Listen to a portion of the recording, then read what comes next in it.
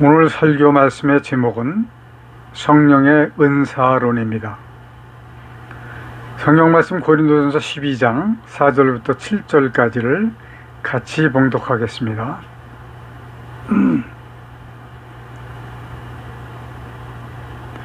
시작.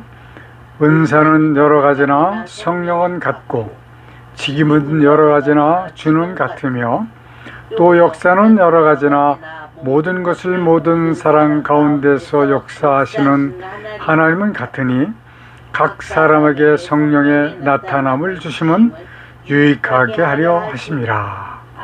아멘.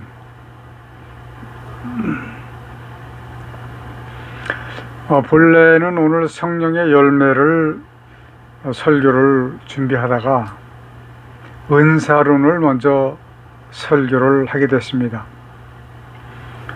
지난주에 우리가 성령님의 사역에 대한 말씀을 드렸는데, 우리 카톡예배 성도 한 분께서 자신이 출석하는 교회에서 새벽 예배 때 아마 시리즈로 공부를 하는 것 같아요.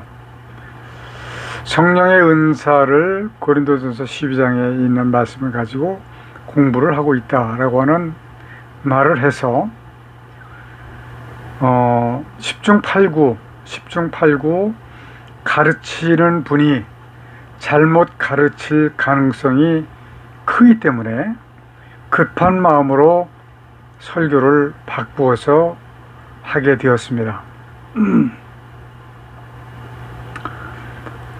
분명한 것은 성령의 은사라고 하는 것은 분별을 해서 이해를 해야 되기 때문에 그렇습니다. 시대적 또는 성경의 앞뒤 맥락을 분별하지 않고 글자 그대로를 받아들이기 때문에 한국교회가 사모니즘화, 즉 주술적 신앙으로 치닫게 된 이유 중에 가장 큰 이유라고 볼 수가 있습니다. 저도 솔직히 말씀드려서 오래전에는 성경에 있는 말씀은 토시 하나라도 잘못 봐서는 안 된다라고 생각을 했었습니다. 그러나 이후로 오역의 부분이 밝혀지고 또한 앞뒤 맥락을 잘 살피지 않으면 오역의 여지가 많기 때문에 이제 정말로 정신을 똑바로 차리고 성경을 읽지 않으면 안 된다라고 하는 결론에 서게 된 겁니다. 그래서 성경을 다시 재편찬을 하고자 하는 것입니다. 우리 사랑하는 카톡교회 성도 여러분들께서는 오늘 이 말씀을 통해서 분명히 깨달으시길 바랍니다. 그러므로 말미암아 바른 신앙, 바른 말씀으로 바른 예배의 삶을 살아가시기를 축원합니다. 성령의 은사는 성경 여러 곳에서 말씀을 하고 계십니다. 오늘 말씀은 고린도전서 12장에서 하시는 말씀을 가지고 말씀을 드릴 것이고, 로마서 12장 3절에서부터는 예언과 섬김과 가르침과 권위와 구제와 다스림과 공의 배풍을 말씀하셨습니다. 에베소서 4장 11절에서부터도 사도와 선지자와 전도자와 목사와 교사를 말씀하셨고, 베드로전서 4장 10절에서는 봉사로 섬김을 말씀을 하셨습니다. 이런 것들이 다 성령의 은사라고 볼 수 있는 것이죠. 구약에서도 그 은사를 말씀하셨는데, 사무엘상 16장 14절에서 찬양과 음악에 대한 은사를 말씀하셨습니다. 출애굽기 35장 30절에서는 공예와 기술의 은사를 말씀하셨습니다. 여러분들께서 시간이 되실 때 성경을 찾아보시면 더 은혜가 될 줄로 믿습니다. 오늘 본문 말씀 고린도전서 12장 8절에 보니까 어떤 이에게는 성령으로 말미암아 지혜의 말씀을, 어떤 이에게는 같은 성령을 따라 지식의 말씀을 이라고 기록을 하고 계십니다. 지식의 말씀과 지혜의 말씀이에요. 이것은 정말로 성도들에게 있어서는 가장 중요한 은사라고 해도 과언이 아닙니다. 왜냐하면 하나님의 말씀을 올바르게 알아야지만 하나님의 뜻을 알 수가 있기 때문에 그런 겁니다. 하나님의 뜻을 올바르게 알지 못하는 경우 아무리 열심히 믿음 생활을 한다고 해도 하나님의 구원에 이르기가 매우 어렵게 되기 때문에 그런 것입니다. 9절에서는 말씀하시기를 다른 이에게는 같은 성령으로 믿음을, 어떤 이에게는 한 성령으로 병 고치는 은사를 이라고 기록을 하셨습니다. 이 부분이 가장 중요하다고 볼 수 있어요. 하나님의 구원을 받는 데 있어서 가장 기초가 되는 것은 믿음입니다. 그러므로 중요한 말씀이죠. 중요한 은사죠. 그냥 믿어지는 게 아닙니다. 은사를 통해서 믿어지는 거예요. 어떠한 사람에게 아무리 전도를 해도 그 사람이 회심을 하지 않는 경우가 많이 있습니다. 그 사람들에게는 하나님께서 역사를 하시지 않는 겁니다. 은사를 주시지 않는 거예요. 예수 그리스도를 믿는 믿음, 그리고 그 믿음뿐만 아니라 하나님의 말씀을 올바르게 분별해서 믿는 믿음, 이거 참 중요합니다.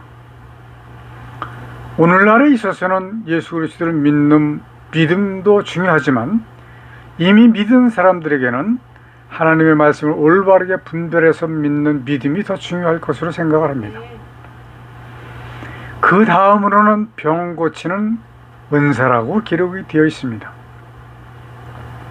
지금도 많은 목사와 교인들은 병 고치는 은사를 받기 위해서 애를 쓰고 또 애를 씁니다. 저도 그런 사람 중에 하나였습니다. 수십 년 전에 저도 받은 것으로 착각을 한 때가 있었어요. 우리 아이들이 아프면 머리에 손을 얹고 기도를 합니다. 그럼 나아요. 나는 것 같은 것일까요? 하나님의 뜻을 밝히 깨달아 알게 된 지금은 전혀 아닙니다. 우리 사랑하는 카톡 성도 여러분께서도 이 말씀에 대한 속성을 속히 깨달으시기를 바랍니다. 분명한 것은 병 고치는 은사는 이미 종료된 은사라고 하는 사실입니다. 디모데후서 4장 20절을 보니까 에라스도는 고린도에 머물렀고 드로비모는 병들므로 밀레드에 두었노니 라고 기록을 하고 계십니다. 바울 사도의 사역 중에서 밀레드에 도착한 바울과 드로비모,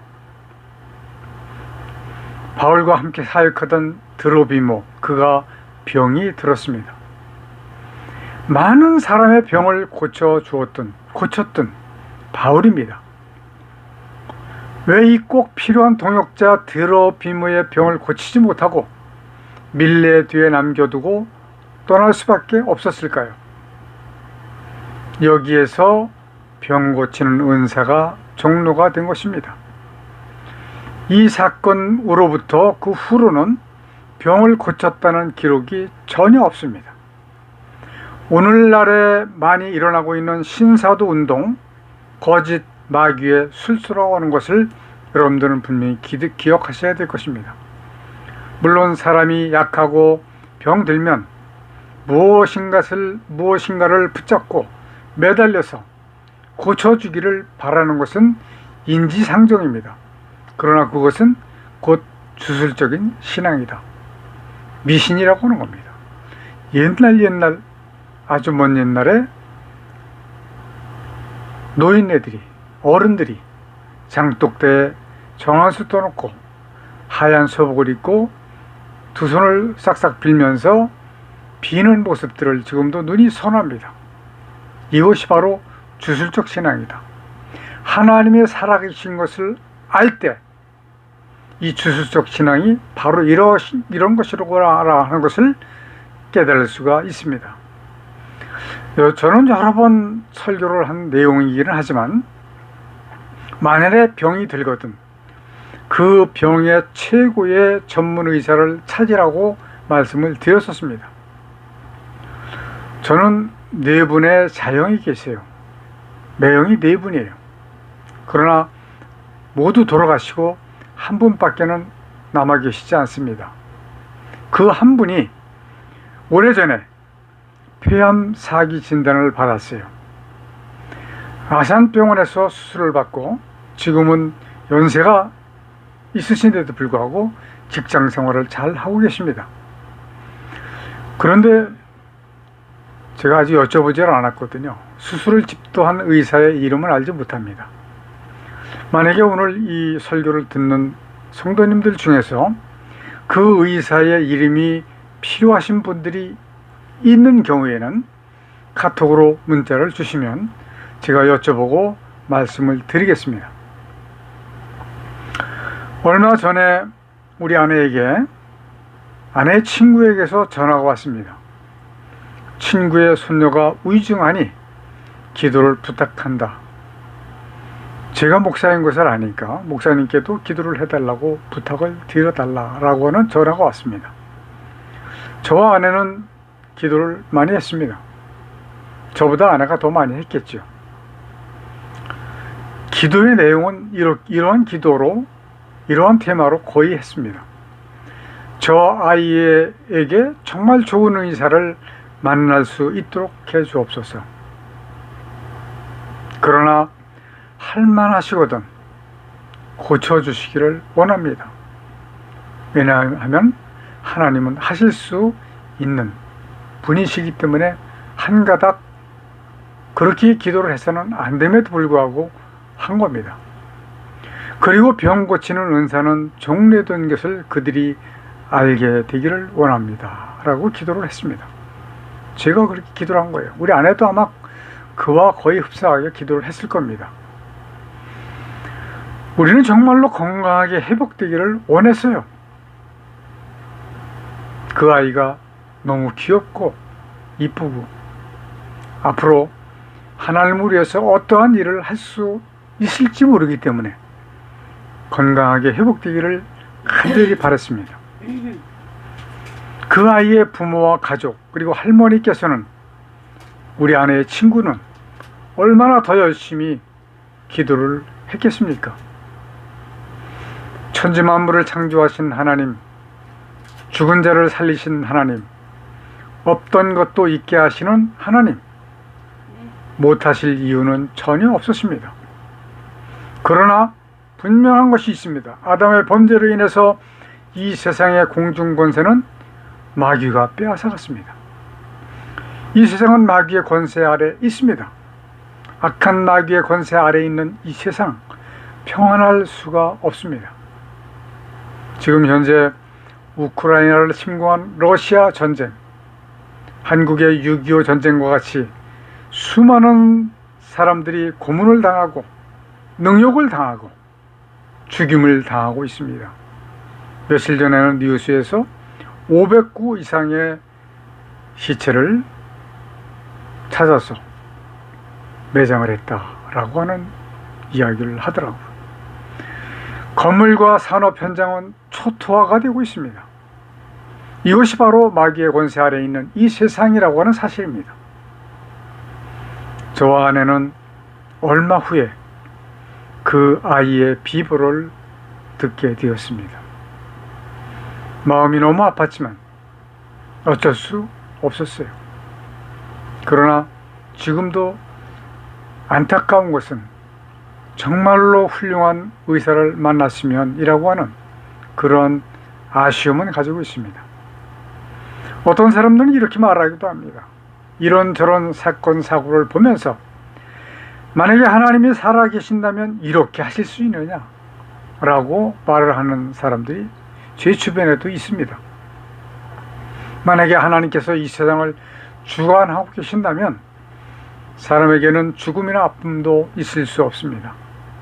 다툼이나 싸움도 있을 수 없습니다.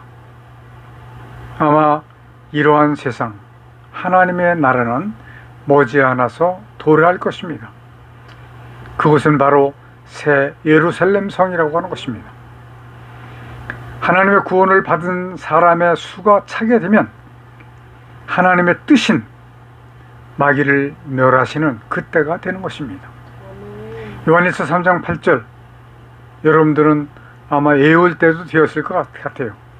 죄를 짓는 자는 마귀에게 속하나니 마귀는 처음부터 범죄함이니라.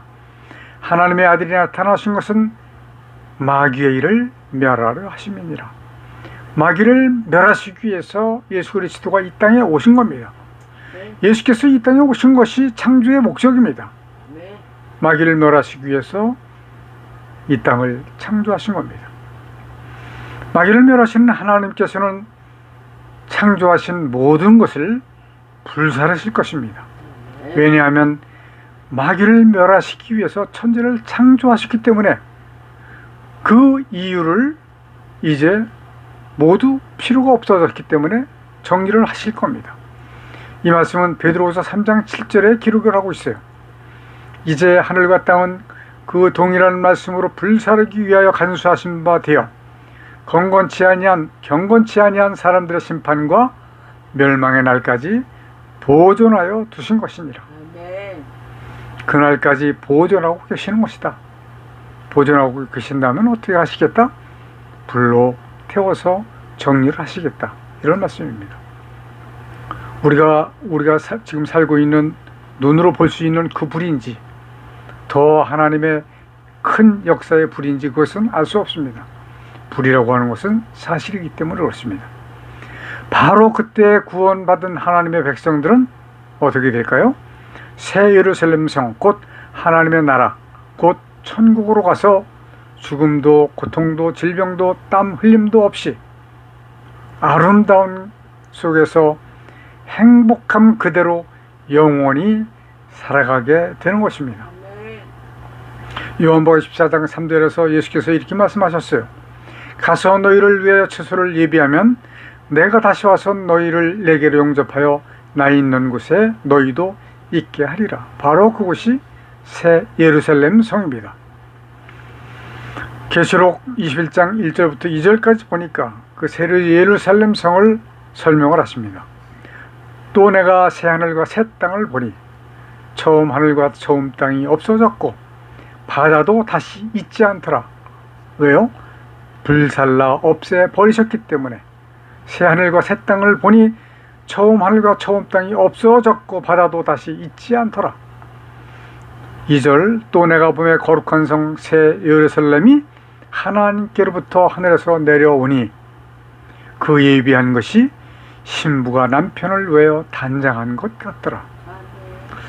아마 글자로 표현하기에는 신부가 남편을 위하여 단장한 것 같다는 표현 이상은 못 찾은 것 같아요. 저는 이 이상 더 아름답고 더 훌륭하고 더 행복한 것이다 라고 생각을 합니다. 바로 이것을 쟁취하는 일, 이 세상을 사랑하는 최상의 목적이어야 합니다. 모든 사람들이. 그러나 많은 사람들은 이 세상에서 누리며 사는 것만을 추구하고 있습니다. 그러므로 마귀의 뜻을 따라서 물고 뜯고 싸우고 죽이며 살아가고 있습니다. 이러한 사람들은 새 예루살렘 성에 입성하지 못합니다. 그러면 어디로 가게 될까요? 영원한 불못으로 가게 되는 것입니다. 계시록 21장 8절에 보니까 그러나 두려워하는 자들과 믿지 아니하는 자들과 흉악한 자들과 살인자들과 행음자들과 술객들과 우상 숭배자들과 모든 거짓말하는 자들은 불과 유황으로 타는 못에 참여하리니 이것이 둘째 사망이라. 여기에서 말씀하신 사람들은 사람들입니다. 짐승들은 모두 거기에 참여할 수가 없습니다. 사람들은 사람들 중에서 하나님을 믿지 아니하고 예수 그리스도를 믿지 아니한 사람들은 여기까지도 올 수 없을 만큼 이미 불못으로 던져질 수밖에 없는 사람들이고, 그나마 교회 안에 있는 사람들 중에서도 이와 같은 사람들은 불못으로 던짐을 받게 된다, 이런 말씀입니다. 오늘 본문 10절에서는 어떤 이에게는 능력향함을, 어떤 이에게는 예언함을, 어떤 이에게는 영들 분별함을, 어떤 이에게는 각종 방언 말함을, 어떤 이에게는 방언들 통역함을 주시나니라고 기록을 하고 있습니다. 이 말씀도 굉장히 중요한 말씀이에요. 10절에서 우리에게 가장 중요한 은사는 영들 분별함이라고 볼 수 있습니다. 이 부분 분명히 들어주시길 바랍니다. 여기서 말씀하신 능력도 예언도 이미 하나님의 말씀 안에 다 기록하고 계신 말씀이에요. 사람의 앞날을 점쳐주는 거짓 마귀의 짓을 예언으로 생각하면 안 됩니다. 많은 사람들이, 많은 목사들이 사람들에게 그 사람의 앞날을 이야기해주고 마치 점쟁이가 복채를 받듯이 그러한 것을 꾀하는 사람들이 너무나도 많이 있습니다. 이와 같이 능력과 예언은 하나님의 말씀 안에 다 있는 겁니다. 다만 영들 분별함에 대해서는 내가 스스로 노력하고 말씀을 통해서 깨달음으로 인해서 얻어질 수 있는 것입니다. 가만히 있어서 되어지는 것이 아닙니다. 노력을 하시기 바랍니다. 또한 방언 그리고 통역, 방언은 따따따 랄랄라가 방언이 아닙니다. 정말 제발 분별하셔야 될 내용입니다. 방언이라고 하는 것은 무엇이냐? 각국 나라 외국어를 말씀하시는 거예요. 통역은 무엇이냐? 외국어 열심히 공부해서 외국어를 통역을 하는 겁니다. 현실적으로 생각을 하셔야 돼요. 이외에 사사로운 것은 모두 악한 마귀의 짓에 속한 것이다 라고 여러분들은 인정을 하지 않으면 안 될 것입니다. 그렇게 될 경우 마귀의 졸개 노릇을 하고 있다라고 하는 결론에 이르게 되는 겁니다. 아주 오래전에 어떤 교회는 따따따 랄랄라를 연습시키는 것도 봤습니다. 방언을 하지 아니하면 성도가 아닌 것처럼 생각을 했고 그렇게 인정을 했습니다. 이들은 마귀의 졸개들입니다. 영들 분별하는 은사는 반드시 받아야 하는 은사입니다. 이러한 것들이 마귀의 영들에게서 나오는 것인지 거룩하신 하나님의 성령께서 나오는 것인지 우리는 분명히 분별할 수 있어야 됩니다. 우리는 이런 것들을 위해서 성령을 재편찬 재발행을 하지 않으면 안 된다라고 생각을 하고 있고 그 일을 지금 추진하고 있는 겁니다. 분별하지 못하고 그 부류에 속해 있다면 목사라도 구원받을 수 없습니다. 누구도 하나님의 구원에 이르지 못한다라고 하는 것을 기억하시고 아멘. 여러분들은 분별하는 은사, 영들 분별하는 은사를 꼭 받으시기를 바랍니다. 아멘. 기도하십시다. 전능하신 하나님, 우리가 하나님의 말씀을 나의 기준에 맞추려 하지 아니하고 하나님의 뜻의 기준을 두어 참되게 이해할 수 있도록 도와주옵소서. 그러므로 말미암아 악한 마귀의 술수에 넘어가지 아니하고 하나님의 뜻을 따르는 우리 모두가 될 수 있도록 인도하여 주옵소서. 예수님의 이름으로 기도드리옵나이다. 아멘.